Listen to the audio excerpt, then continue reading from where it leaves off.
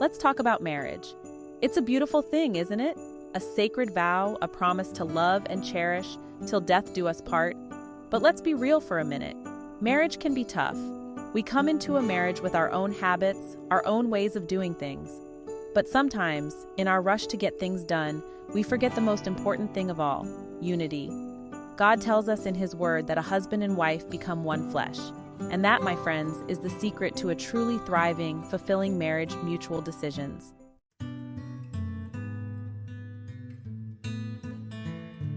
So often we fall into the trap of thinking we're saving time by making decisions on our own. But let me tell you, those small things, they add up. Each independent decision is like a tiny crack in the foundation of your marriage. But when we make mutual decisions, something amazing happens. We start to see the world through each other's eyes. We learn to compromise, to put the needs of our marriage above our own desires. And as we do, we grow closer together, becoming more and more the unified couple God intended us to be.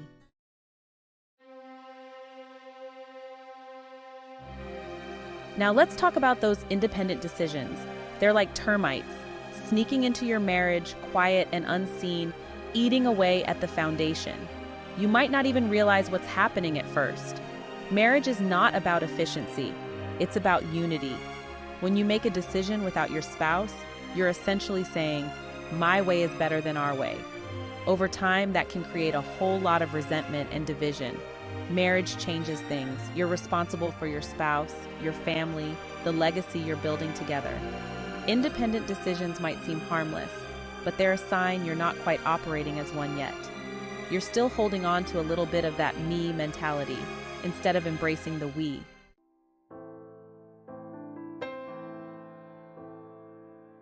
Now, I'm saying you have to consult your spouse on every single thing. When it comes to the big things, finances, parenting, major life decisions, as well as the little things, those decisions need to be made together. When you make an independent decision, it can make your spouse feel like they don't matter. Imagine this. You come home and find your spouse has bought a brand new car without discussing it with you. How would you feel? Probably hurt, disrespected, and maybe even a little angry. That's exactly how your spouse feels when you make a big decision without them.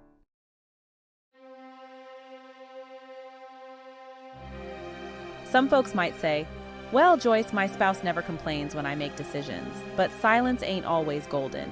Sometimes it's a sign of something much deeper. When we feel disrespected or unheard in our marriage, it can lead to resentment.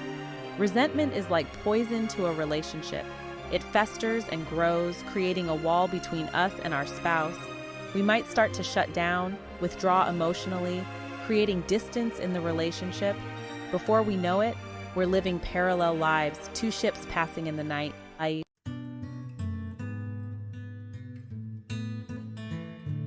Some couples try to avoid conflict by engaging in what I call reluctant agreement. One spouse proposes an idea and the other one, even though they don't really like it, just goes along with it to keep the peace. But reluctant agreement is not real agreement. It's a band-aid on a broken bone. When we settle for reluctant agreement, we're not really honoring our own needs or the needs of our marriage. The only way to build a strong, healthy marriage is to be honest with each other, even when it's hard, to communicate our needs and desires, even when we're afraid of rocking the boat.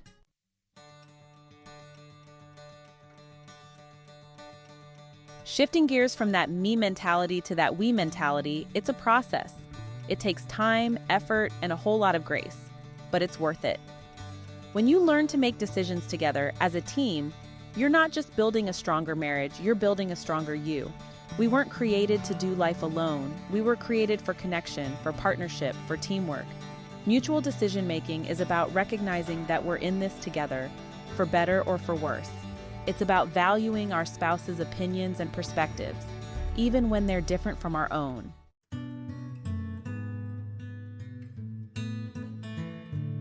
Trigger events are those moments when you realize a decision needs to be made. The key is to recognize these trigger events and to hit the pause button. Don't just jump in and make a decision on your own. Instead, turn to your spouse and say those 6 magic words. We need to process this. When you approach decision-making from that place of unity, it changes everything. It creates a sense of safety and trust. It allows both of you to feel heard and valued, and it paves the way for a solution that truly honors both of your needs and desires.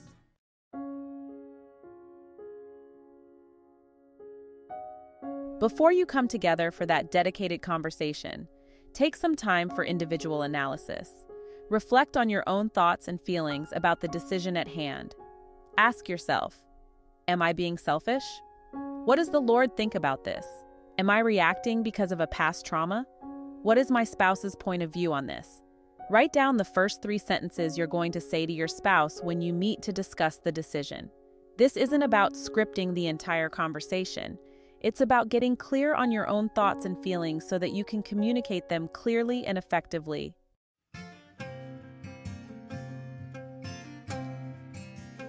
When you come together to discuss the decision, create a safe space for open and honest communication.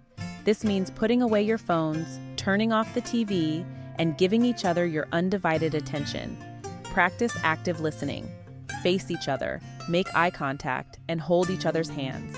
Pray together. Ask God to bless your conversation and guide your thoughts and words. Avoid disrespect. Listen with an open mind and heart. If either of you are hungry, angry, late, or tired, take a break.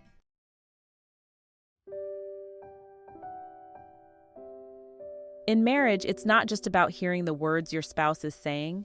It's about really listening with your whole heart, seeking to understand not just their perspective, but the emotions underneath those words. Active listening creates a space where both of you feel safe to be vulnerable. When we truly listen to our spouse, we're saying to them, "You matter to me. Your thoughts, your feelings, your dreams, they all matter to me." And that, my friends, is one of the most powerful gifts you can give your spouse.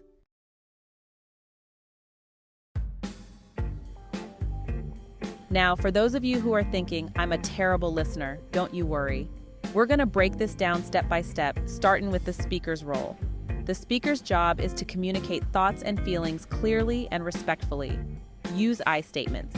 Instead of saying things like, "You always do this," try phrases like, "I feel hurt when..." Be brief and specific. Stick to the point and avoid tangents. Take turns. Active listening is a two-way street. Don't interrupt, just listen with an open heart.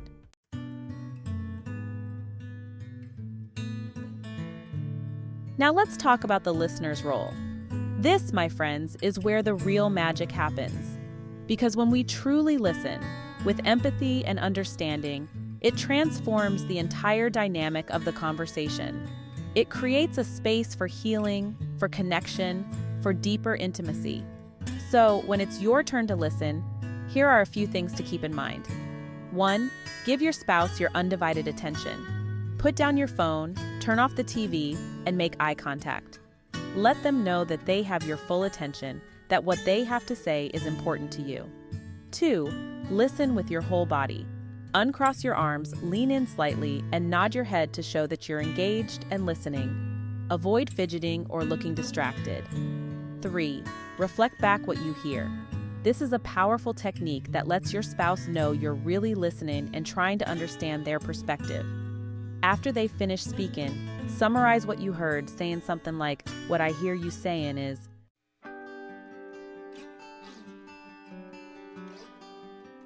Section 4. Repeat, restate, and empathize, building bridges of understanding.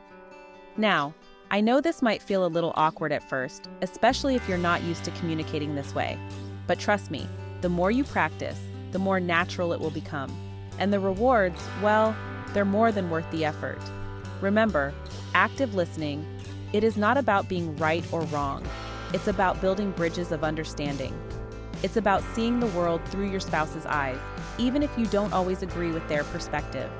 And it's about creating a space where both of you feel safe to be vulnerable, to share your hearts without fear of judgment. So the next time you and your spouse need to make a decision, big or small, remember the power of active listening. Take the time to really hear each other out, to understand each other's hearts. Because when we learn to listen with love and empathy, it transforms our communication, strengthens our bond, and paves the way for a more fulfilling and joyful marriage. You've been a good friend, and that's in the thick and thin. The art of compromise. Even with the best intentions, there will be times when you and your spouse don't see eye to eye. You've talked, listened, and tried to understand, but you're still at an impasse. That's where the real work of marriage comes in, the art of compromise. Compromise is not about winning or losing. It's about finding a solution that works for both of you. Remember, you are on the same team, working towards a happy, healthy marriage.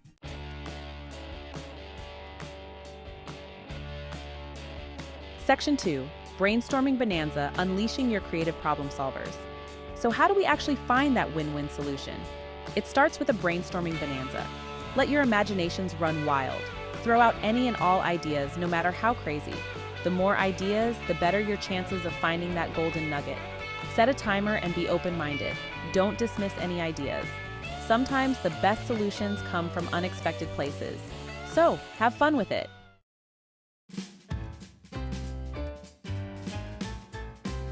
Now, once you've got a good list of potential solutions, it's time to start narrowing things down. Go through your list together and start eliminating any options that are absolute deal breakers for either of you. Then, take a closer look at the remaining options. Is there any way to combine elements from different ideas to create a solution that works for both of you? Remember, compromise is all about flexibility and creativity. Once you've narrowed down your options to a handful of possibilities, it's time to start talking specifics. What are the pros and cons of each option? What are the potential challenges and how can you overcome them? And most importantly, how does each option make you feel? Remember, the goal is to find a solution that you're both enthusiastic about, not just one that you can live with.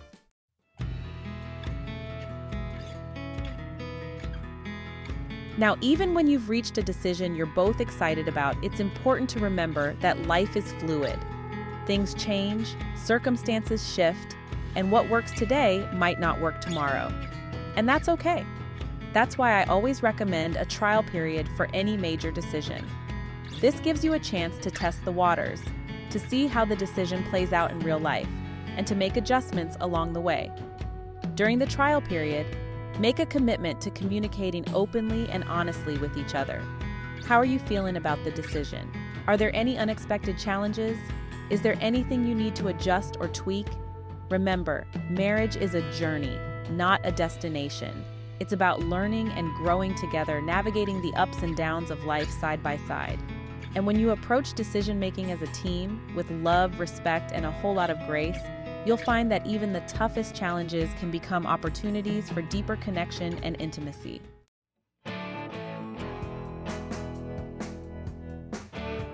We've talked about making mutual decisions, active listening, and compromising, but none of that matters if we don't put those decisions into action.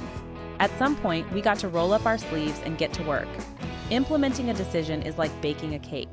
Follow the instructions and put in the effort, or you'll end up with a mess. Follow through on commitments to build trust and strengthen your bond.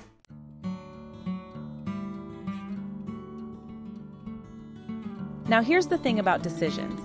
They are not always set in stone. Sometimes what seems like a good idea at the time turns out to need a little tweaking down the road. Maybe circumstances changed, maybe you learned something new, or maybe you just realized that the original plan is not quite working the way you thought it would. And that's okay. That's why it's so important to make a habit of revisiting your decisions regularly. Set aside some time every few weeks or every few months to check in with each other. How are things going? Are you both still happy with the decision? Is there anything you need to adjust or tweak? Remember, marriage is a dance, not a dictatorship. It's about moving together, adapting to the music, and adjusting your steps as needed. And when you approach decision-making with that kind of flexibility and open communication, you'll find that you're able to navigate even the toughest challenges with grace and resilience.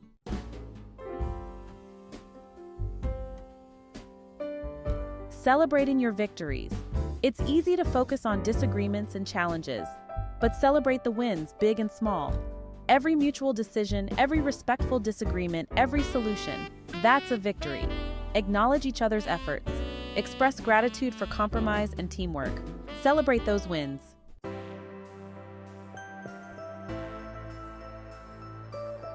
We have covered a lot of ground today. We have talked about the dangers of independent decisions, the power of active listening, the art of compromise, and the importance of putting those decisions into action.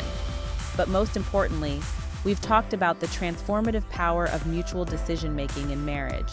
It deepens our connection, builds trust, and creates a foundation for a stronger, more resilient marriage. It allows us to face life's challenges as a team. You are choosing a different way to do marriage. To honor your spouse, value their opinions, and create a partnership built on mutual respect. The rewards of that kind of marriage are immeasurable. You'll experience a level of intimacy and connection you never thought possible. You'll face challenges with strength and resilience, and build a legacy of love and respect for generations.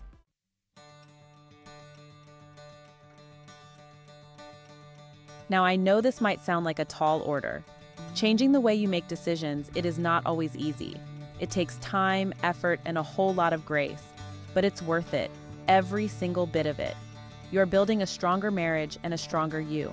Learn to communicate, listen with empathy, and navigate conflict with respect. These skills benefit every area of your life. So embrace the journey, stumble and all. The most beautiful things in life are worth the effort. A marriage built on respect, love, and understanding is worth fighting for. Remember, marriage is a dance, not a dictatorship. Move together, adapt, and adjust your steps as needed. Approach decision-making as a team, with love and respect. Go on out there and start making some beautiful music together.